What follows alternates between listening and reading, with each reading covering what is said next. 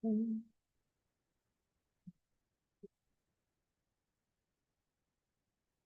are live on YouTube. Perfect. YouTube. Okay.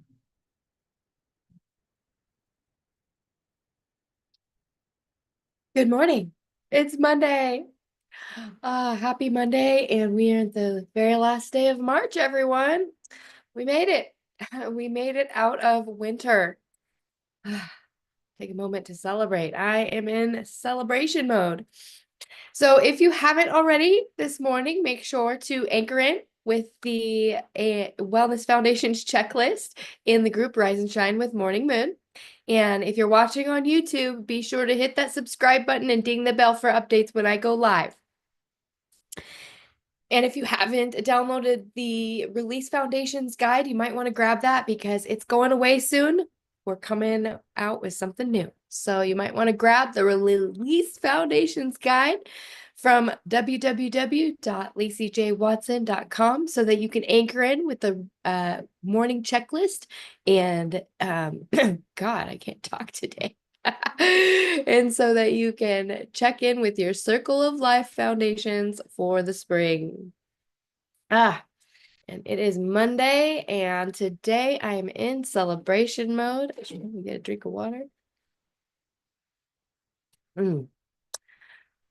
So exactly a year ago on Saturday, I celebrated my release from the 9-to-5 workforce. A year ago, I walked away from my decades-long career, almost 2 decades. I started in naturopathic medicine when I was 23, but I walked away from my career in naturopathic medicine, said goodbye, and put it to rest so that I could go and live my dreams.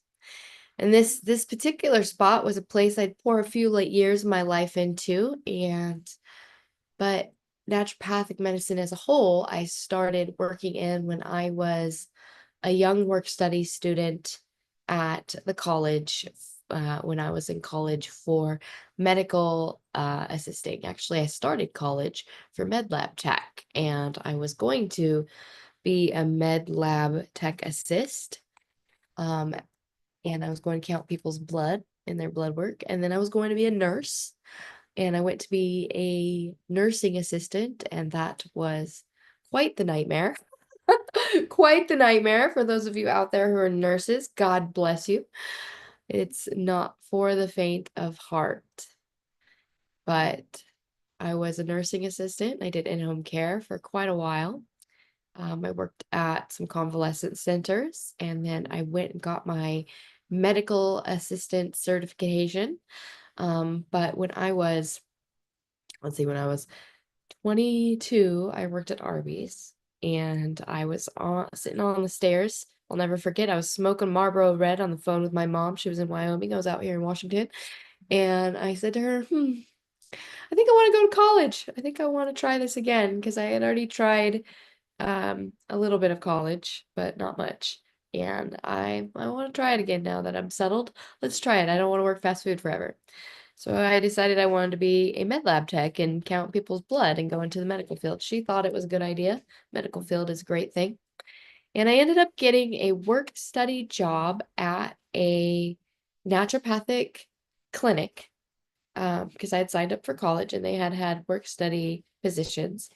And at the time, I didn't know what naturopathic medicine was. I actually thought that it was writing medical marijuana prescriptions because I'd never heard of it before. I'd never heard of medicinal herbs. I'd never heard of any of these things. And imagine 22-year-old me, and I had, a eyebrow piercing, nose piercing, lip piercing, tongue piercing, 11 piercings in my ears.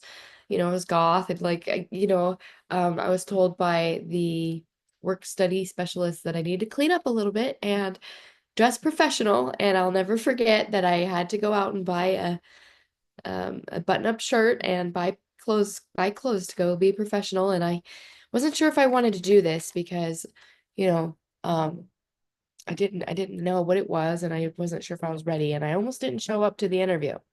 But I showed up to the interview, and it was at Alpine Valley Wellness Center and with Dr. Thomas and Dr. Piscopo, and I did a work interview. And I actually they gave me tasks, and I was to file the charts, and I did it so well that, they almost didn't hire me because of the way I looked, but they gave me a chance because I was such a good worker. And long story short, I ended up becoming the office manager there, and I loved it. And I was medical assistant, and health coach for better part of 9 years, and almost 9 years, actually 8 years. But when my brother died, I needed a change, and so I ended up shifting. So I shifted into working with another naturopathic physician. Um, Actually, two at the time. I was working for Leavenworth Integrated Medicine and for Dr. Allegra Hart. And Dr. Allegra wanted to take her clinic hybrid online and make courses online. So she had a really cool mentor. His name was Errol Abramson, and he was the first coach I was ever exposed to. And this was back in it's right after my brother died. So it would have been 2018. And I had had my health coaching certification by this point, and I had been exposed to the online world and Rachel's Wellness, Rachel Feldman. Oh, I love her. I had been using her programs online, but the concept of having a high level, high ticket coach had not yet um, been something I was introduced to, except for like Rachel. Um, so Allegra introduced me to this whole new world, and man, it was really cool. And unfortunately, I had to make a decision of whether I wanted to go be the office manager for a primary care clinic with Dr. Jessica, or stay with Dr. Allegra. And I chose Dr. Jessica at the time because I wanted to be I wanted what I wanted at the time was in more in alignment, and I didn't really know. And I wish now, if I would have made that decision again, I would have actually chosen to stick with Dr. Allegra rather than go with the other clinic. And hindsight's 2020, but I wish I would have stuck with her. But that's, neither here nor there. And so I ended up going to work for this other clinic, and then 2020 happened. Then the year 2020 happened, and we I lost my job, and I ended up finding another physician on Instagram who I really connected with, who had the same thoughts as me when it came to COVID and everything happening. And so we really were in alignment together. And we still, we have a lot of things that are in alignment, but we were the same age and like the same grade. So it made it a little bit different because she had graduated medicine from she had graduated from the university while I was like knee deep in being a medical assistant health coach already. And so um, my time in medicine and my mentorship, like the time in the ground floor, had been a little bit more. But because I wasn't a doctor, there was a bit of an imbalance, so to speak, when it came to um, I guess, I don't know, like authority. And I get that. But at the same time, there was lived experience that just, it was different, and it was very cool. We had a wonderful working relationship, and we went through a lot of cool high level programs together, and we built some really beautiful things. But there was a call in my heart, and I had built this business. My first business was Influx Integrative, and I ended up dissolving it because I wanted to pour my heart into someone else's clinic. I wanted to pour my heart into this clinic. I was going to work here for the rest of my life. I wanted to do this thing, and all of a sudden, I don't know, it just became clear to me that that wasn't really the equal partnership wasn't a possibility, and that kind of broke my heart. And so I decided to pour my heart into my own business that I had made on the side, because I was still doing things, Morning Moon, this business. And one day a catalyst happened. my water spilled all over. She had accidentally dropped my water, knocked my water all over my computer. And um I was devastated because someone had given me this computer and it was brand new and it was an Apple. I'd never had a Mac before, and I was just devastated. And it just bothered me because she didn't apologize. Like, she just was so cold. She was like, well, what can you learn for this? And she was just so cold about it that I love her to death, but she was just so cold about it that I thought to myself, I don't want to be in a place where there's no compassion. And I had seen the lack of compassion in other instances before. And so that bothered me a lot anyways. We had been at, there's just a couple times. So that being said, I took that as a sign and I decided to leave behind comfort and leave behind predictability and titles and, follow my heart and follow the whisper in my heart that said there was more. And things were shifting there anyways, and it was just very clear to me that I needed to do my own thing. And, much love to everyone. But I just had a calling on my life and I didn't know how at the time. I just knew that I had to. And here I am sitting on the other side of it 1 year later. I'll never forget that day. I was devastated. I was devastated that my computer had water all over it, had shorted out. And you know what the best part is? I took it to a computer repair guy. Like, all these things, I tried to revive it. I was just devastated. And like 2 weeks later, I tried to turn it on again because I was just gonna get rid of the thing and I was gonna send it into Apple and, like, whatever. Um, and I went to go turn it on and it turned on like nothing ever happened. And here I'm speaking to you today on this thing, which is crazy. I was devastated. I was devastated, and I didn't know how I would make a living. I didn't know if I would ever work in coaching again. I didn't know if I would ever work in naturopathic medicine again. I didn't know what my purpose was going to be. I just knew that I had something in my heart that I wanted to do. I had a skill set that was fire and that I needed to do something. And I had just joined Des's Badass Brand Society and my mentors collective. And because I made that move and because I put trust in myself and I made a really scary investment that I didn't have the money for, and it wasn't much money. It was only like $200 at the time, but like it was a lot for me. And I did it. And in just 1 year, I've doubled my income. My brand has gone global. I'll be speaking at the Worldwide Grief Conference online in April. I'm writing a book, maybe even two. I've made friends that I never dreamed of that are all over the world, internationally and nationally. People, just hours away from me, people across the world from me. Clients who that live in Australia, clients who live in Europe, clients who live in the East Coast, people that I've never ever dreamed of connecting with, I've connected with just because I trusted. I trusted in God and I trusted in myself and I trusted in my abilities, and I found myself and I found what my purpose was. And no matter where I go in this life, no matter if I have to take on a job, to fulfill a little bit of extra income, it's never going to be, that job is never going to be like a career purpose for me again, because I have my career purpose. I have my purpose. And I'm not saying all of this to flex on myself. I say this because this show is for you. And I'm saying this to remind you that following your heart isn't reckless, it's reverent. Because God doesn't put dreams into your heart just as decor. It puts them there as direction. And when we walk in its divine design, instead of fighting it, and even when it's scary, when we do it afraid, my mom always used to say, do it afraid, do it anyways, do it afraid. We grow into the version of ourselves that we were born to be. Period. And was it easy for me? Hell no. Hell no. And it's still hard. It's still hard to this day. Like every day I wake up, I'm like, okay, how are we gonna make money today? But like that's,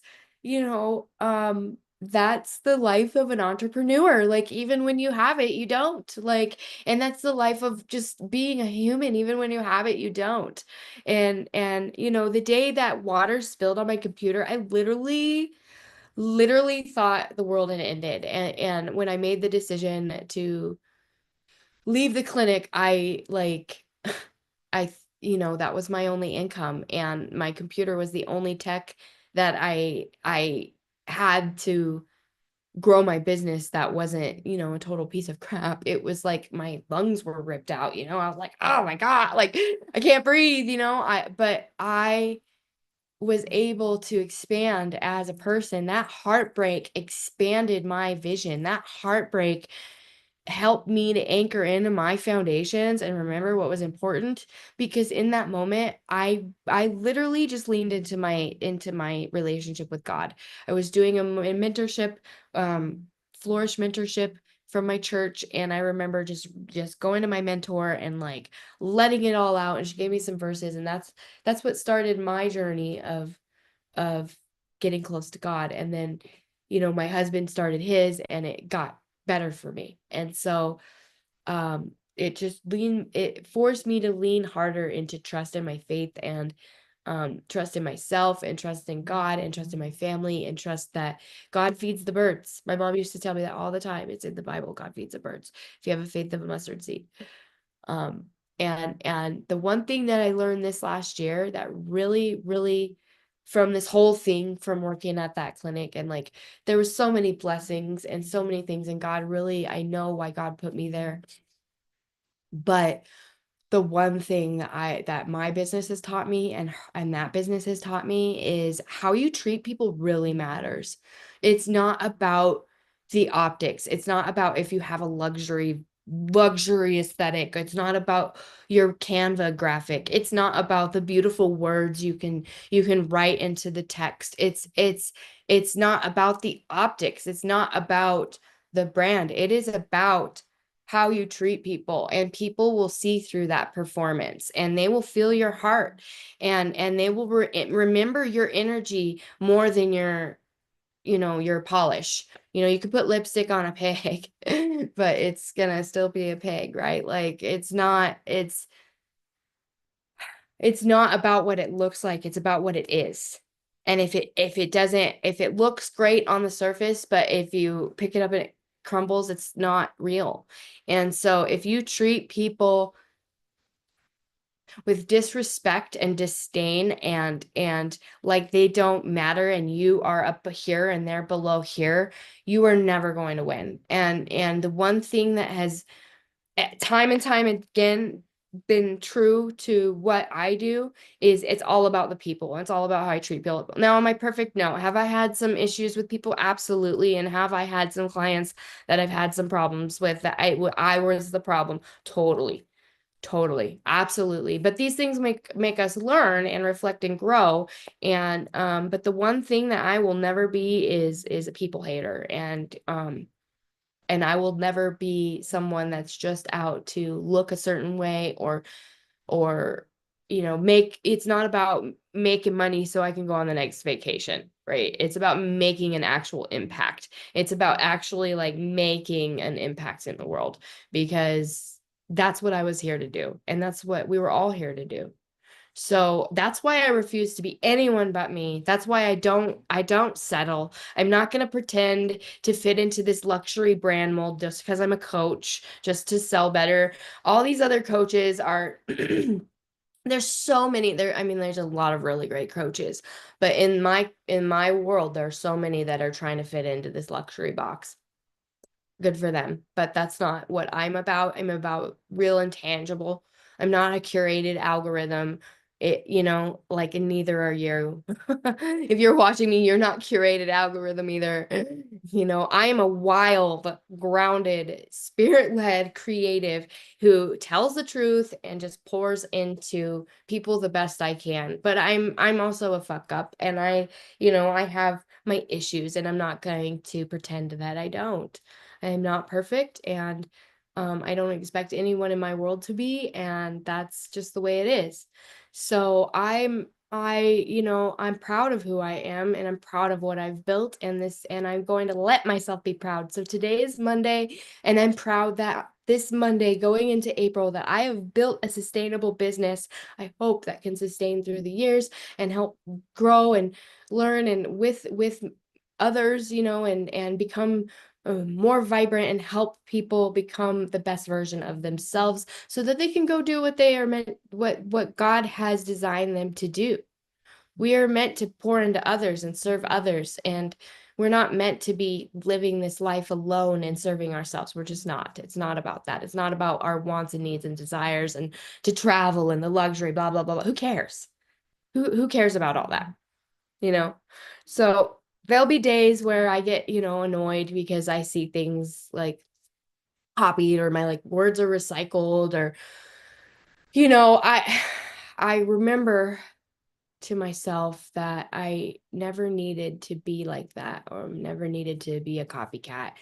Um, because, God gave me an original blueprint and God gave you an original blueprint. So remember that when you go to copy someone else's words, use it as an inspiration, but just come up with something new for yourself, and we're not here to compete. We're here to inspire.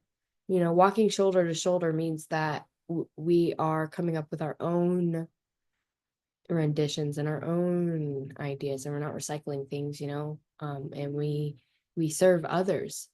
And maybe, my role is to, when I think about, people taking my words and stuff, because that's been my biggest challenge the last year is with people I know, like taking my words, like things like, anchor into your wellness foundations, or like, you know, building wellness foundations to live your best life, or generational ripple effect, things that I've like organically come up with.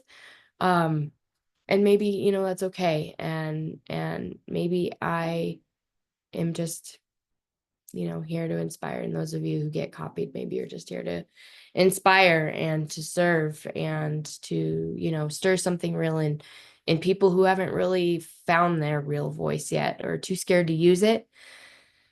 That could be too. So anchor in. Every day I'm going to come here. I'm going to tell you to anchor into your wellness foundations, because my wellness foundations and my foundation with my spiritual walk has been, and with my physical body, taking care of my physical body and taking care of my spiritual body are my wellness foundations. And those have given me the um the solid ground that I can stand on to create a business. And then I have my business foundations, and so I'm learning and growing just like all of you. But it's not about like, just writing gratitude journals and drinking green juice, or call it whatever, like whatever your thing is. um it's about anchoring into your truth, and and anchoring in so deeply that no trend or nothing worldly, the world can't shake you, so that you're not shaken and taken by the world. And you'll hear a lot about like raising your vibration and raising your frequency. um you do that just by anchoring in, and you do that just by having um a spirit-led life, and building your foundations and pouring into others. So, be authentic, be real. you know Real is really rare. And rare is the real high vibe. So, today, if you're standing like me a year ago at the edge of a decision and your heart is pulling you somewhere wild and uncertain, don't wait for permission. Do it afraid. Do it afraid. First, ask God and listen deeply, and then take one breath, one bold step towards what you can't even explain yet. Because the truth is, you don't have to know the whole plan. You just have to say yes to the next step. Yes, and. Yes, and. I'm living proof of this. I'm walking right here with all of you. And if you have a cool idea, I can help you. There are people out there that can help you. You just have to take the first step. So what dreams have you been silencing out of fear and that you've been saying no to because you're afraid? And I'm not saying that you need to go quit your job to jump full force into something that you haven't really developed yet. When I quit my job, I had a solid foundation. Like I didn't quit without, some clients that without, I didn't quit without some income coming in, right? So I had solid clients that were like, if you do this, we are here for you. So if you have that and you have people that believe in you and you can match your income, what happened for me was I was at a level where my client base was matching my income. I was making $1,200 a month. I could make that with my clients. And so the time that I was spending on someone else's dream was taking away from the time I could have spending building more of what my dream was so that I could make more money and do what I need to do, right? So where have you been molding yourself to fit into like an industry that just doesn't fit your soul? What can you do on the side to get started and build the engine and then go into the car when you're ready, when it's ready to go, you know? And what does it mean to really be fully you and just being yourself? Like, what does that look like? I remember at the end of my time working for someone else, and since the year has gone on, I took a part-time job in the winter to help alleviate some Christmas stuff. And I remember thinking to myself, man, I'm so happy I have built something for me that's fully me because this isn't me. You know, this isn't me. And where can you be fully you? What does that look like? And where can you be fully you and serve others and pour into others? What do you have? What gifts do you have that you can share with others? So don't wait to start building something. If you are considering like a side hustle or you're considering going fully into your business, I'm encouraging you today to make a plan to take the next step to do that. Because time just goes by so fast and life will not wait for you. So do it afraid. And in order to get out of fear and into fully living your recognized self, you need to anchor into your daily wellness foundations. So this is your morning, daily, second, third, fourth, fifth reminder to anchor into your daily wellness foundations in the group Rise and Shine with Morning Moon on Facebook. Or you can download the release guide from my website, www.lacyjwatson.com. And I will see you tomorrow. Same time-ish. Same truth. I hope you have a wonderful Monday and go live your dreams. Do it afraid. Do something cool for yourself today. Do it for you. Start building your dreams and stop giving so much energy away to everybody else's. Because you have something. It's for you. You have a divine design and a calling on your life.